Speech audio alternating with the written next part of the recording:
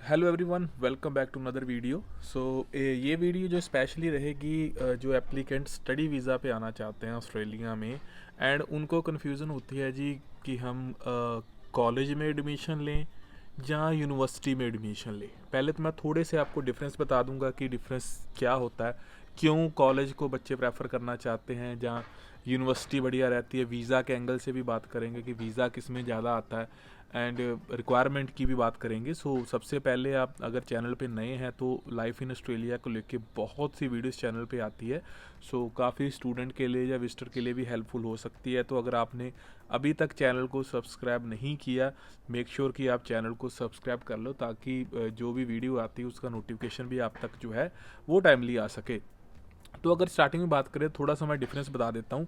Australia के education system में अगर हमने इंटरनेशनल स्टडी करने आना है तो कॉलेज यूनिवर्सिटी के लेवल होते हैं। Level 1 college, level 2 college, level 3, level 1 university, level 2 university and आप लेवल 3 यूनिवर्सिटी। अब इसमें क्या होता है कि ज़्यादातर जो कंट्रीज़ है उनको भी आप देखो कि लेवल मिले हुए हैं। तो इंडिया को लेवल 3 होता है, कभी लेवल 2 में आ जाता है, लेकिन क्योंकि ये लेवल होता है रिस्क के हिसाब से कि कौन सी जो यूनिवर्सिटी है जहाँ उनमें बच्चों ने एजुकेशन बीच में छोड़ दी, कंप्लीट नहीं की, या कौन से कंट्रीज़ है जहाँ के बच्चों ज़्यादा गलत डॉक्यूमेंट लगाते हैं, फेक डॉक्यूमेंट यूज़ होते हैं। हाई रिस्क का बोल लो कि हाई रिस्क कंट्री। तो एक हाई रिस्क कंट्री को हमेशा जो है लो रिस्क यूनिवर्सिटी या कॉलेज यूज़ करना पड़ेगा अगर उसने वीज़ा लेना है। फॉर एग्जांपल इंडिया लेवल 3 है तो आपको कोई भी सजेस्ट नहीं करेगा कि लेवल 3 का ही कॉलेज ले लेते हैं। वो आपको लेवल 2 या लेवल 1 कॉलेज के लिए बात करेंगे, या लेवल 1 या लेवल 2 यूनिवर्सिटी, क्योंकि वीज़ा उसी में आना, वैसे वीज़ा नहीं आना। बहुत नेगेटिव हो जाएगा अगर 3 आप चूज़ करते हो। अब डिफरेंस क्या है कॉलेज और यूनिवर्सिटी में? सबसे पहला डिफरेंस तो इंफ्रास्ट्रक्चर का तो होता ही है, मुझे इसमें बताने की ज़रूरत नहीं है। आप सबको पता है कि यूनिवर्सिटी का इंफ्रास्ट्रक्चर ज़्यादा होगा, कॉलेज का कम होगा। कुछ कॉलेज भी बढ़िया हैं, बट मोटा मोटा डिफरेंस आ जाता है फ़ीस में। सबसे पहला जो अफेक्ट करता है इंटरनेशनल स्टूडेंट को, बच्चा कहता है जी फ़ीस कॉलेज की 12,000 है, 15,000 है, 16,000 है। यूनिवर्सिटी की फ़ीस स्टार्ट ही 24-25 हज़ार ऑस्ट्रेलियन डॉलर से होती है। ये एक रीज़न है जिसकी वजह से बच्चे थोड़ा सा यूनिवर्सिटी से भागते हैं कि 25,000 डॉलर अगर सीधा सीधा भी हिसाब लगाओगे तो 12-13 लाख भी अगर फ़ीस बनती है साल की, तो उनको लगता है कि ये तो यूके के वहीं पे आगे लेवल पे। जबकि आप कंपैरिजन करोगे कनाडा से, तो कनाडा में थोड़ा अपोजिट है।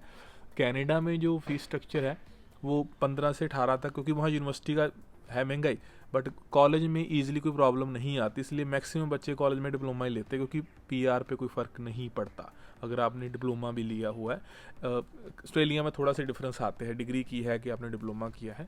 एंड फीस स्ट्रक्चर सबसे बड़ा एक इंपॉर्टेंट फैक्टर है कि बंदा कहता है कि यार 15,000 तक का कॉलेज मिल जाएगा तो कम से कम साल का 5 लाख मैं फ़ीस में से बचा लूँगा, इसलिए कॉलेज को वो प्रेफर करना चाहते हैं।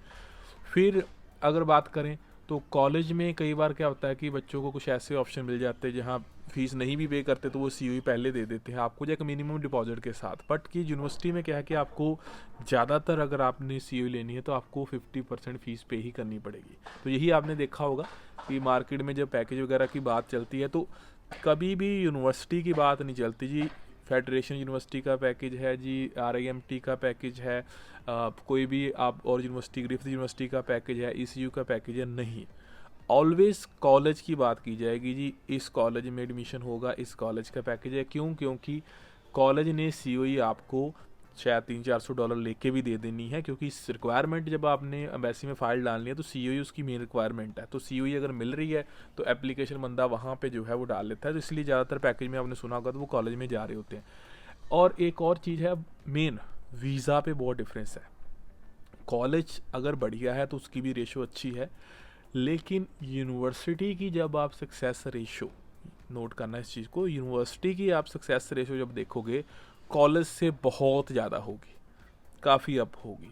क्यों होगी? उसका रीज़न होता है रिक्वायरमेंट्स।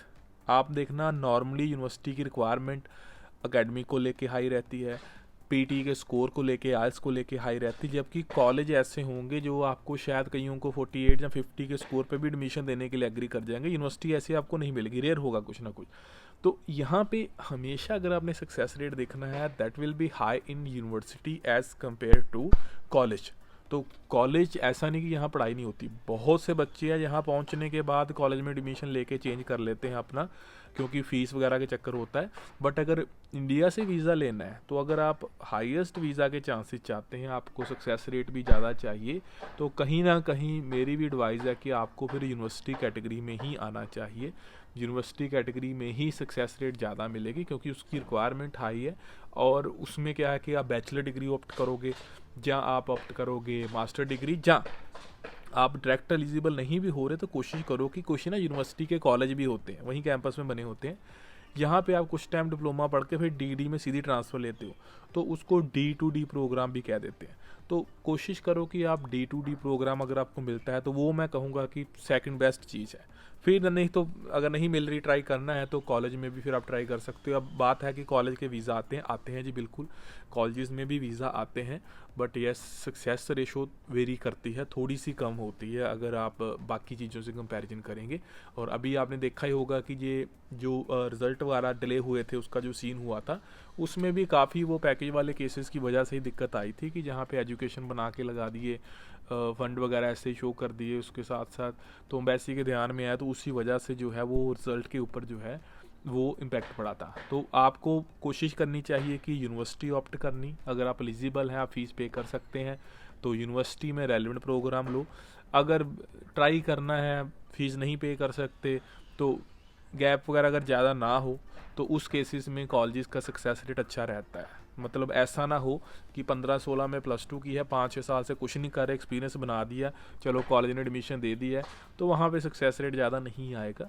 अगर आपकी +2 में ज़्यादा गैप नहीं, 1-2 साल का ही है मैक्सिमम, या स्पेशली रीसेंट है, तो आप जो है वो कॉलेज की तरफ आप ध्यान कर सकते हो। अदरवाइज़ ट्राई यूनिवर्सिटी को करो। लेकिन येस, मैं ये भी बात को कहेंगे कि कॉलेज वगैरह भी प्रमोट करनी चाहिए, कॉलेज भी अच्छे होते हैं। येस, यहाँ पे कॉलेजेस भी हैं, कॉलेजेस के कैंपस मैंने खुद भी देखे हुए हैं जाके, एंड यूनिवर्सिटीज़ के कैंपस भी मैंने देखे हुए हैं।